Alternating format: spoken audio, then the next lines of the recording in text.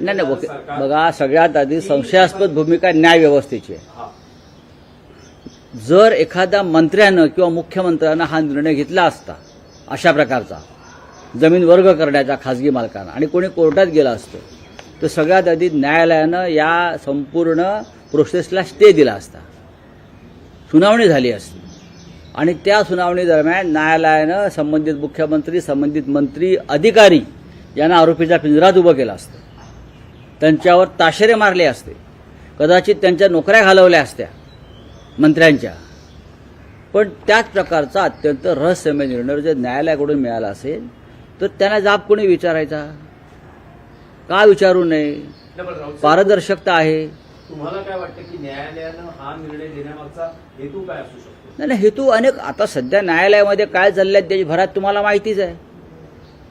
निवृत्त झाल्यावरती मुख्य न्यायाधीशच सांगतात की न्यायालय कशा प्रकारे दबावाखाली काम करतात, न्यायव्यवस्थेला कशी वाळवी लागलेली आहे, हे मुख्य न्यायाधीशच सांगत असतात आमचे ना. मला संशय आहे याच्यामध्ये काहीतरी न्यायालयाच्या आणि कायद्याच्या चौकटीत राहून मोठा घोटाळा झालेला आहे. 10,000 कोटीची जमीन, एवढंच मी सांगतो. किमान 10,000 कोटीची ही सरकारी याचं मूल्य आहे. 10,000 कोटी सरकारी मूल्य आहे.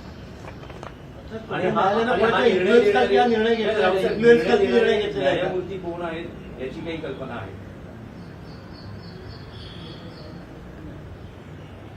न्यायमूर्तींचं नाव घेणं मी योग्य नाही, पण तुम्ही ते शोधू शकता या खटल्या संदर्भात.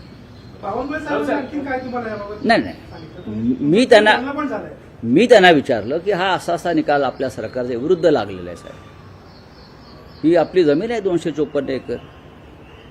पण बावनकुळे साहेबांचे प्रयत्न अत्यंत प्रामाणिकपणे मला दिसतात की आम्ही या संदर्भात सुप्रीम कोर्टामध्ये ताबडतोब याचिका दाखल करायचे आदेश दिलेले आहेत आणि ही लढाई आम्ही शेवटपर्यंत लढू आणि राज्याची जमीन राज्याच्या ताब्यात घेऊ.